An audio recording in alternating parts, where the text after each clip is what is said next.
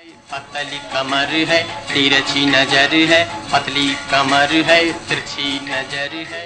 क्यों तू मुझे ठुकराता है? मैंने कभी खाने की कदर नहीं की। रोज 5 स्टार होटल से खाना मंगाकर दोस्तों को खिलाती थी। जो बच जाता वो डस्टबिन में फेंक देती थी। उन्हीं कर्मों का फल है कि आज मैं दाने दाने को मोहताज हूँ और सड़कों से सड़ी गली सब्जियाँ बीनकर लाती हूँ, वही पकाकर खाती हूँ। अपना ये दर्द बयां करने वाली और कोई नहीं, हिंदी सिनेमा की पहली आइटम गर्ल कही जाने वाली कुक्कू मोरे थीं।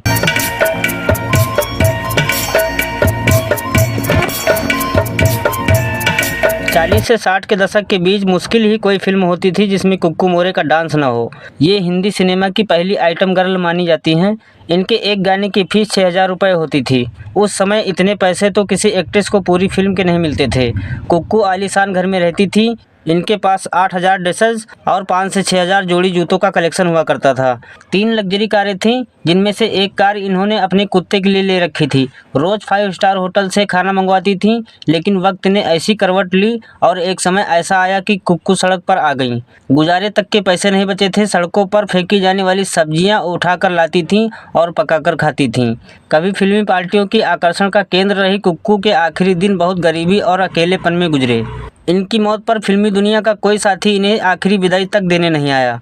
दोस्तों, आज की अनसुनी कहानी में बात होगी रबर गर्ल कही जाने वाली कुक्कू मोरे के बारे में। दोस्तों, वीडियो शुरू करने से पहले आपसे छोटी सी रिक्वेस्ट है कि अभी तक आपने हमारे इस चैनल फिल्मी तांत्रिक को सब्सक्राइब नहीं किया है तो सब्सक्राइब करके बेल आइकन को जरूर दबा लें ताकि हमारा आने वाला हर वीडियो आप तक पहुँच सके।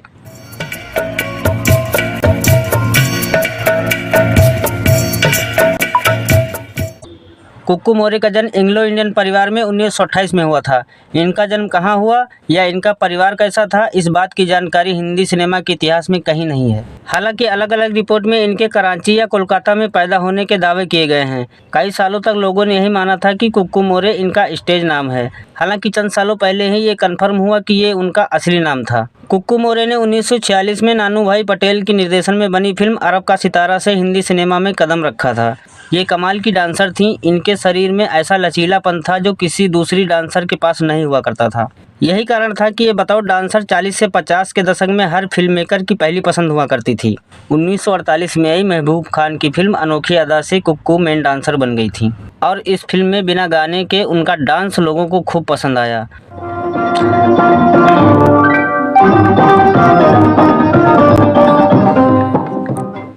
अगले ही साल 1949 की फिल्म अंदाज में कुक्कू को पहली बार क्रेडिट मिला। इस फिल्म में उन्होंने डांस के साथ एक्टिंग भी की थी। 1952 में आई महबूब खान की फिल्म आन में पहली बार कुक्कू मोरे रंगीन फिल्म में देखी गई थी। वहीं ये हलचल, आवारा, आरजू, लैला मजनू जैसी उस जमाने की लगभग हर हिट फिल्म का हिस्सा हुआ करती थी। 40 से 50 के दशक की बात है, जब सोने की कीमत 38 से 62 रुपये प्रति तोला हुआ करती थी। उस दौर में कुक्कू 3 से 4 मिनट के डांस के लिए लगभग 6000 रुपये चार्ज करती थीं।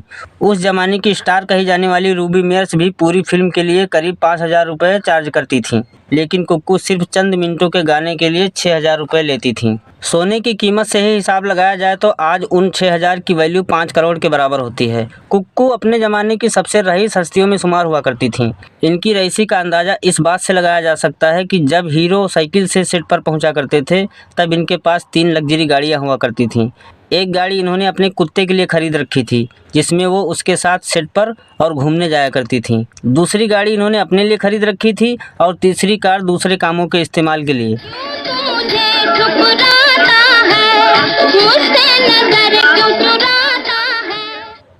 कुक्कू मोरे अपनी ज़्यादातर कमाई लग्जरी लाइफ मेंटेन करने में खर्च कर देती थीं। एक समय ऐसा भी आया जब इनके घर में 8000 से भी ज़्यादा डिजाइनर ड्रेसेस थीं, जितना आज किसी शोरूम में आसानी से नहीं मिलता। वहीं इनके पास 5000 से ज़्यादा फुटवेयर्स थे। जो ड्रेस या फुटवेयर वो एक बार पहन लेती थी उसे दोबारा कभी नहीं पहनती थी। गहने भी एक से बढ़कर एक थे, जिनकी गिनती तक नहीं थी। हीरोइन भी फैशन के मामले में इनसे पीछे रहा करती थी। कुक्कू मोरे का बम्बई में लग्जरी बंगला था, जिसमें ज़रूरत का हर सामान और कई नौकर चाकर होते थे। इन्हें जो भी घर पसंद आता था उसे ये खरीद लेती थी। इनकी रईसी की चर्चा फिल्म इंडस्ट्री के अलावा पूरे देश में थी। कुक्कू मेहमानों पर और अपनी लाइफ स्टाइल पर पानी की तरह पैसा बहाती थी। कहा जाता है कि इनके घर में ज़्यादातर 5 स्टार होटलों से ही खाना आता था। हेलेन अपनी मां के साथ भारत आई तो ना उनके पास रहने की जगह थी, न कोई सामान। पहले परिवार कोलकाता पहुंचा, फिर घर चलाने के लिए बम्बई। यहाँ फैमिली फ्रेंड कुक्कू ने हेलन की मदद की और उन्हें फिल्मों में काम दिलवाया। कुक्कू ने खुद हेलन को ट्रेनिंग दी थी और 1951 की फिल्म आवारा में कोरस डांसर का पहला काम दिलवाया। इनकी एक कार हेलन को सेट तक ले जाने और वापस घर लाने में इस्तेमाल होती थी। कुक्कू अक्सर जरूरतमंद लोगों को फिल्मों में काम दिलवाया करती थी। यंग और ब्यूटीफुल हेलन की बढ़ती पॉपुलैरिटी के साथ कुक्कू का प्रभाव दर्शकों पर कम होने लगा। इसी बीच बजंती माला भी अपने अलग डांस स्टाइल के लिए हिंदी सिनेमा में मजबूत पकड़ बना रही थी। कुक्कू और हेलन बिमल रॉय की फिल्म यहूदी 1958 और हीरा मोती में साथ डांस करते हुए नजर आईं।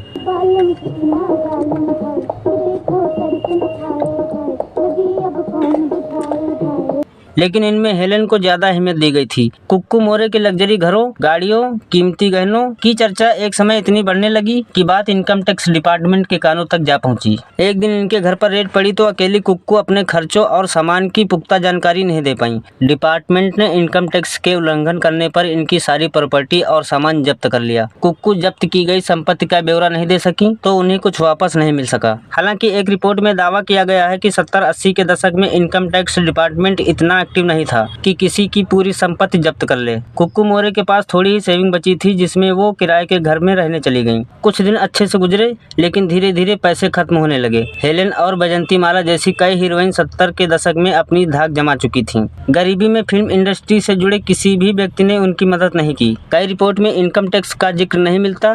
उनमें कुक्कू की आर्थिक तंगी का कारण उनकी फिजूल खर्ची और उनका खराब फाइनेंस मैनेजमेंट बताया गया। कुक्कू ने शौक में घर खरीदे लेकिन उनके डॉक्यूमेंट्स पर ध्यान नहीं दिया, कहीं पैसे नहीं लगाए और दोस्तों रिश्तेदारों पर भी खूब खर्च किया।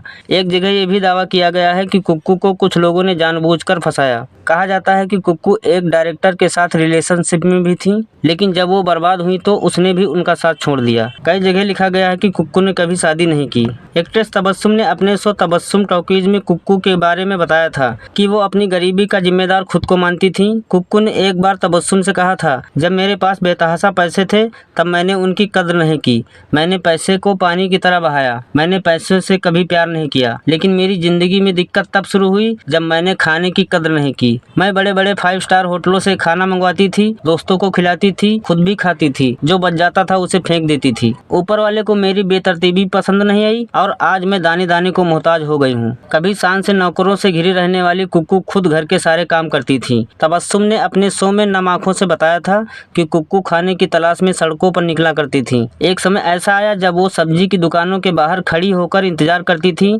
जैसे ही सब्जी वाला सब्जी धोकर सड़ी हुई सब्जियां फेंकता था तो कुक्कू उन्हें उठाकर घर ले आया करती थी। उन्हीं सब्जियों को पकाती और खाती थी। 1963 के बाद कुक्कू मोरे गरीबी और शर्मिंदगी में लोगों से दूर होती चली गईं। 1980 में उन्हें कैंसर हो गया, लेकिन गरीबी ऐसी कि दवाइयों तक के पैसे नहीं होते थे। सही इलाज न मिलने से कुक्कू की तबीयत बिगड़ती गई। 1981 में कुक्कू को टाटा मेमोरियल हॉस्पिटल में भर्ती कराया गया, जहां इलाज के दौरान उनकी मौत हो गई।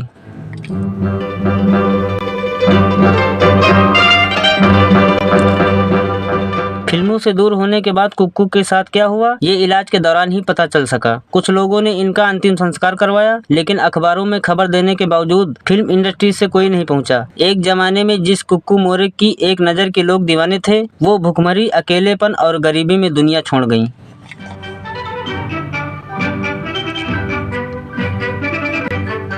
तो दोस्तों ये था आज का वीडियो कैसा लगा कमेंट करके जरूर बताइएगा। और अभी तक आपने हमारे इस चैनल फिल्मी तांत्रिक को सब्सक्राइब नहीं किया है तो सब्सक्राइब कर लें और बेल आइकन को जरूर दबा लें ताकि हमारा आने वाला हर वीडियो आप तक पहुंच सके। मैं मिलता हूं आपसे अगली वीडियो में, तब तक के लिए जय हिंद, वंदे मातरम।